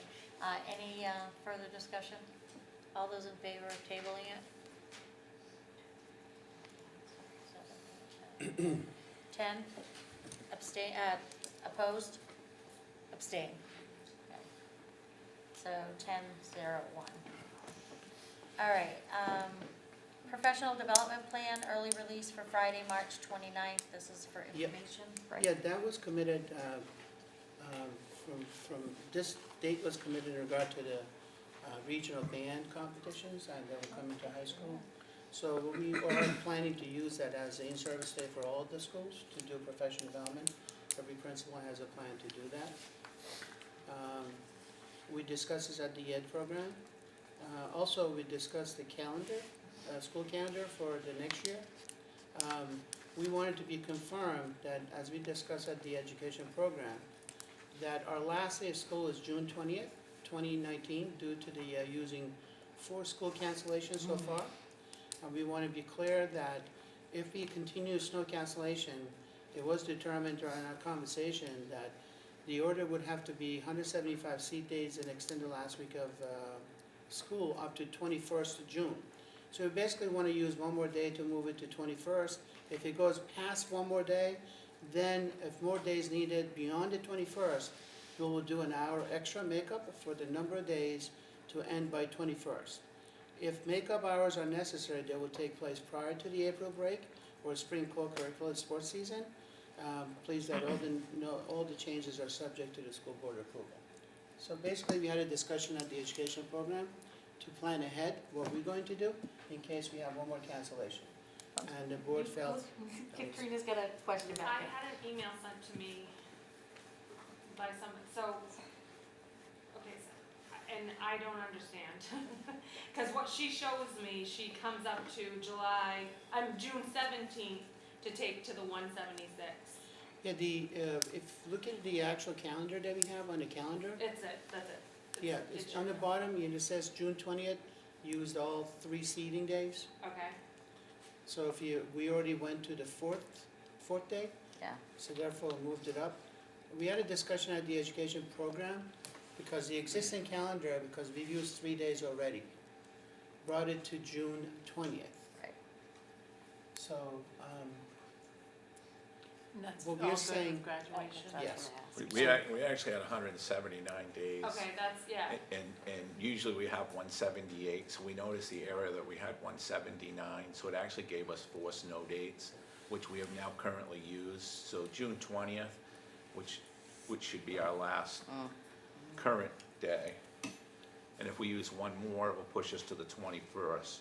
So the education committee tried to get in advance on it like we did last year, and said that if we have another snow day beyond the 21st, we would use 1 hour a day for a week to make up that snow day like we did last That year. was a statute requirement. Yep, and try to do it before April vacation. How's it affecting graduation? It won't if we, It will. If we do the makeup? if we do the makeup that way, So it won't. Katrina, if you want to forward that email, I would definitely respond to it. The June 17th, Katrina, is if we had no snow dates. Right. That's where she's confused. Or we can move it to July. I mean, I'm fine. I say we go all year. Then, you know what? Hey, the Canadians go till the end of June. Europeans do, and They're beating our butt. Japanese, and so, So Katrina, I would double check that and let you know again. I will confirm that, okay? Yeah, So- that something's not right. I will So- definitely confirm that. Do you want, or does the education committee recommend that we go ahead and vote out the hour extension if we have the snow day, or wait till the next meeting? I think education program wanted me to say it in public. Okay, Because in the past, we didn't know when the last day was oh, until okay, the last week. So I think all the teachers are excited, the fact that I said the but last they day. know is- what, That email with what? they're specific to as Oh, to we what got- the we got a- dates are. We got another snow day So coming, probably basically- Monday. Probably She's Monday. saying June 17th, Katrina? Yeah, That is it's with, counted out here, but this with the snow day, so that's why I'm confused. I can It's clarify, with the snow day. I can clarify it. that should be the But day this if we is just didn't a- use any snow days. This is just a public statement in public to let Yeah. everyone know what the Right. plan is, Okay, before the wall comes down. One of those guys fell out of bed. Just- Quick, CPR stat, code blue, code blue. And creepy. I also wanted to let you know that we have 47 teachers and staff taking the course, the teaching excellent. understanding course. And we were part of the school news at the DOE too. yes, Yeah. do you I'm sorry, finance and facility. Okay, so finance and facilities, do you wanna go ahead Yeah. and take the, Yep, yeah, we talked about the budget. Tara had a presentation for us that just explained much of the budget process that was gonna happen tonight, basically. Can we get that presentation? That would be really helpful. Thank you. short, but we talked a lot. No, that's just super helpful. And any talking notes that you have. I feel like one of my students. I missed the lecture. Do you mind? Yeah. Yeah, so that was most of the budget, and then we'll be talking more about it next week, right? A week from today, so, yep. Facilities use policy, we have a policy, we just discussed, there's maybe some changes with it in how we use facilities, how we allow, members of the district to use facilities and students and, things like that. So, the timeline estimate on the junior high, the repair for the junior high gym is going well. We have a date of, April 8th. I believe that's still a good date. So far? Yep, and, yeah, it's going well, so. It's going well? Yep, we're making progress on it, and, let's see, finance, the template, we went over the template, how the admins were gonna present tonight, so that way it was all, universal to everybody, so. And reviewed some, most all the standing contracts and identified some that we may be looking at, getting better contracts or possibly saving in contracts or just utilizing different vendors or whatever. So that's an ongoing project. Was there a theme? Was there a theme and types of event? Was it across all types for standing, or was there particular themes of? Themes, was primarily fuel, Okay. Yeah, all to do propane, with pretty much all, facilities. yeah, yeah, Yeah, I know, but Contracts with facilities, facilities. no, I understand that, but was it like fuel? Was it like more toilet paper? Like what? Not toilet paper, no, it was That's why I primarily was the like, what is the theme? contracts, so bigger contracts, so, yeah, fuel. Fuel, Building repairs. building Yeah, repairs, okay, all grounds, right, Roofing, all right. I guess, yeah. Or maybe there was, is What? there That would be paper, a big was one. there a paper pro, I can't remember now. no, there wasn't a paper No. product. But there is No. one, and that goes through, that's operations as well. That's not facilities. Well, it is wasn't one that he requested in Right, yeah, I don't think we did I can that imagine we use a lot of paper. We got a bunch of little kids. one. We Yeah. got Dennis. Dennis, yeah. Uh-huh. Yeah, We use Dennis paper. And Yeah. the Dennis. last one, on the theme of paper, we had two things for lean, that we're saving money for the district and, making life easier for elementary schools and stuff, so that's being lean, yep, so, Thanks. yep. thank you, Sean.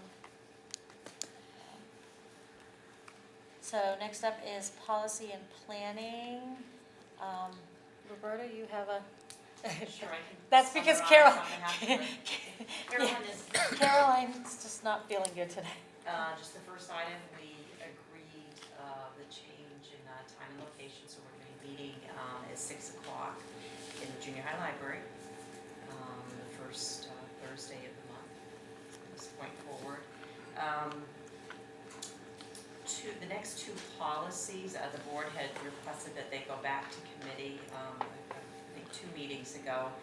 And what we had decided that we would do was send them actually both back to the school councils and get some recommendations from the full council in regard to these 2 items that really affect the daily operations and how a teacher manages the classroom and those instructional decisions that are made that might be grade level based. So we're waiting to hear back from the councils on these 2 matters, so we can send our recommendations back to the board. The next item, number 4, hearing from the visitors, we had some discussion on that. We looked at our policy and a sample policy from Portland Public Schools. We had some discussion about incorporating a portion of that as it related, I think it was language about civility. There was also a reference to the bylaws. And we didn't have that on hand, so we're gonna explore that, have discussion, and bring it back to the board. And the next, Wait, what is hearing from the visitors? People, Citizens input. okay. So We- we have that a is- policy. Yes, we do have a policy related to that, but we were just examining. Yeah, I thought we did have a policy for it. Yeah, we do, yeah, We we do. Yeah? So these are, so all of these, were you gonna wait on the visitor policy? Is that one you wanted to wait We're on? gonna just Bring come it back. back and look at the bylaw and just clarify and incorporate some of that language and send it Okay. back to you. So then the remaining ones are all, Prepared to go those forward. are, and those are the ones that it's my understanding are just an update. There's been nothing had to be done to them, Nothing. just so that we can change the date that they were Right. looked at and updated. So We're gonna go through every 5 to update them, every 5 at a time. 5 at a time, okay. So, so we, if there are no objections, if we take a motion to accept the first reading of all 5 collectively, or we can do them individually, but if it's just it's an update, if nobody has Well, any. If it's written, I'm not meaning to be difficult, but I just want to just That's like, fine. if It's it's just your written. nature, actually. It is my nature. But if it's written as singularly, I don't know that we can actually do it, like, it's written like that, so, and it's a public document, so I don't think we can all vote on it in that Okay. way. If you, that's fine. No, I mean, I Right. think that's actually the way.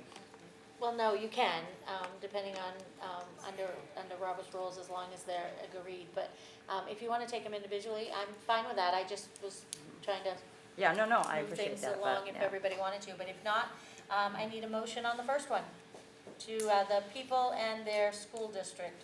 It's a first reading, it's code AB. So moved. Moved by Kara, Second. seconded by Ron. Any discussion? All those in favor? We voted.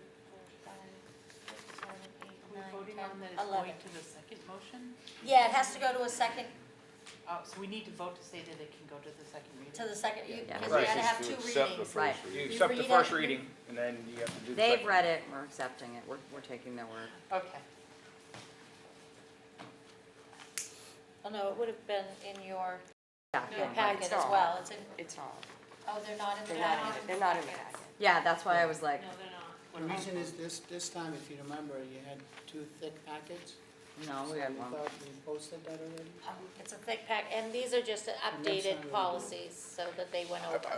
I wouldn't mind, yeah, if you send it or whatever, I almost sent an email asking where the policies are. If you, Okay. maybe if we just made a note, Can you there's send no it early? changes. Because any like you guys changes said. or not Right, no changes or changes, whatever, right. that should I be mean, included. I could have Yeah, asked I too, kind but. I kind of thought these were just, they were first read at policy.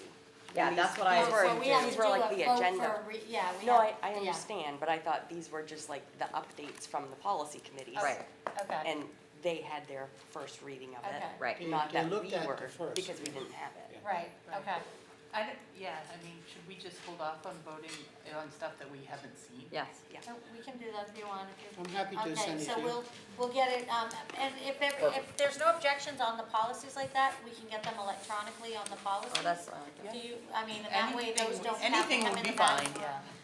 Yeah, if you want them electronically, if you want to start moving to, electronics for, If I may, number 8, student involvement in decision-making, let's not look at that one electronically at this time because we do have a little bit more work to do on that. okay, okay. Put that in. Well, then it's not ready for the first reading anyway. Okay, so that's not, so, so we didn't even amend, so would actually, because it doesn't You say withdraw vote. that motion, so, well, we've already taken a vote on it. yeah, but Who did it? Couldn't they withdraw it? So, We need to, yeah, I'm just trying to think the best way to do that as far as Robert's rules go. well, We that's vote okay, to you can just reconsider approve the and first move it and reading. reconsider. Okay, move to reconsider. Right. So Jenny moved to reconsider, I will second. and Katie seconded the reconsider. Okay, all those in favor to reconsider? All right, 10. Opposed? And abstain. So 1. I'll make sure if there's a packet, I will send all of it. Well, yeah, and if that can just go as a electronic, then that'll just make it easier. Okay. So is there anybody that doesn't want stuff electronically? Now, if you would rather have things electronically, I'm sure that we can get it, you know. Well, I like some of it, like Yeah, this I to like write. Sure. Okay. at least, I like So, paper. just, and so we get like the agendas, I print it. the agendas, What I, right. yeah. What I usually do, what I usually do is I send all the subcommittee papers to you as well. Right. This time when I saw the budget and everything else, so I will make sure next time to do all of it regardless, Okay, how big the packet is. okay, well, yeah, I mean, depending on how much we want electronically versus, do you want policies at least electronically rather than in paper, or do you want it in paper? You can, some of us can do it either way. You can let me know. Yeah. let him, you I'm know, happy to do it. If either you want way. it electronic. I'm fine with policies electronically, Okay. yeah. I'm Just okay not with you. policies electronically if there are no changes. If there are Right, if changes, there's I'd rather changes, see we it with get 'em. paper with the red line. Sure. Okay, Also, Let's well, bring it's, the copy. I have two all questions. Okay. after. all right, We should so, have a so clear then, binder. that's what we will do on that Oh, section. I have one, yeah. And so you all, received the superintendent's report in your Yes. packet. Is there anything else that you No, needed to just- clarify, or? No, I just wanted to share in terms of my report, just the enrollment and financial report. Okay, And just the fact that, I know it's not there, but our boys' basketball team to playing tomorrow at the Oh. Augusta Civic Center, 7:45. And congratulations to all the teams, and the band as well. right, and because the boys did win the, the Northern Maine, yeah, I guess it's Northern now Yeah, Northern Northern Maine Maine, yeah. Championship, so they're in the state finals tomorrow night. Of course, we're in central Maine, but we're in Right, northern Maine. at 7:45 tomorrow night at the Augusta Civic Center. Other business, I would actually like to congratulate Jenny. Jenny got a new job that is very exciting. Would you like to, Sure. I am the Associate Commissioner at the Department of Administrative and Financial Services. And for the next couple of months, I'm also the Acting State Budget Officer. so, Congratulations. good job, Jenny, congratulations. She's like, I'm not so sure. Good job. More That's fool you. Congratulations. So, Anything else? yes. Yes. Oh, sorry, go ahead. Oh, well, I don't know, maybe we're saying the same thing. Oh. And I don't want to beat a dead horse, but in light of getting email that we may possibly be being sued, I really feel uncomfortable waiting an entire month before we talk about that. So- So what we can do is, once we get, some information back, because we just got this today too. Yeah, that's why I mean, So, yeah. so I don't wanna go into executive session for that, but once we hear back and there is something to report or talk about, then, if, we need to, we can schedule, a special meeting and then, and have an executive Right. session in a special. But I even kind of feel like we should talk about what was stated in the actual Yeah, letter. we can do, yeah. Not here, Not here, no, no, I'm saying, Right. no, I want to Yes. talk about. Yes, I think Yes, all I want is a chance for the legal counsel to look at it, yeah. and So- then when we see it, I think then we determine there's a need to meet, and then do it that way. That's all I'm asking to do. okay. But I would ask that as board members, and we have the right to request a specific legal counsel in the way in which we want to have legal counsel. And I think you need to send it to both of them. I mean, there is a question about a level of comfort I think that people have with the existing legal counsel, and relationships have been formed with other legal counsel. And now we've already crossed that, against everything we said, now we've already gotten into that. So are you questioning legal counsel's accountability? I mean, you have a legal counsel that showed up, that was paid from the district, the cost effectiveness of it, the credibility of it. Who chooses the legal counsel is the issue. Who chooses? So I decided to have a legal counsel that's, we historically used to have almost like a uniform vendor that dominates the cost. Yes. So I decided to have one that I felt credible, I felt has the background. Both of you experienced, had an executive session. The ones you met these individuals, I think none of you said anything about, against them. You liked their personality, you liked their credibility. So, I don't understand why the legal counsel, the credibility, I think it's not fair to bring the issue to credibility. You have a valid, if you want to look at their legal counsel, all I'm trying to do is stop paying all this crazy rates for legal counsel. We have used the legal counsel to do many significant resolve issues that we have, but we paid like 1/3 the cost. So I think that the question is, I don't know if this is people's question, but if I was in your shoes, the question I would have is, will the district pay for your own legal counsel so that you can receive your own legal advice based upon what happened? So I think that is the question. If people are feeling unsure. When you say you, who's you? Not me, but anybody who was there, who is in executive session. I mean, ultimately, that letter indicated certain malfeasance. Just saying. We were not aware of that. Right. All There's- members. There's Yeah. allegations or There's intent to be in the letter. Well, that's what I mean, that's why I feel like we need a meeting so that, I don't wanna be shouting this stuff out in public. Therefore, it I should wanna be in be- public, it should go to legal counsel. Oh, I Legal don't counsel get needs to look at it and give us opinion. There's nothing wrong with that.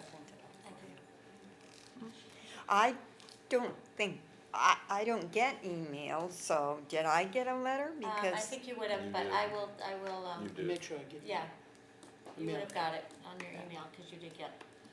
So, Whatever the website shows for your district email, you got it. okay, The two things I would say is that I think it'd be good if everybody got an updated Robert's rules, and I think that would, Minute. yeah, I mean, are you okay using the one online, or do you Robert's want? Rules of Order is basic Robert's rules, Rules. I mean, there's Okay. nothing, they're basic Robert's Rules of Oh. Order, they're fine. That's what everybody uses. You can go to the state, Yeah. the main gov website and look Yeah. at the Do it statute too, that you're and the statutes are there. citing is, He also gave information us was a incorrect. presentation too, he Right. gave us a legal presentation. Right, and that was part, yeah, so, all right, I'll take a motion to adjourn, Are there any other business? huh? No other business? Oh, no, no. Any I other- just want oh, to mention boys basketball. Oh, Been yes. 20 years since they won, so great feat. nice. Congratulations, Jason and Yes. the team. Yes. Out of town, get some lights off tomorrow. Yes. And I'm calling the teacher that Benjamin is attending. We are almost. Okay. She has a student. You want some? Okay. Yes, there's mine. I hear about all of them. We have students. Motion to adjourn. Motion to adjourn. Second. Second. All those in favor to adjourn? Hey.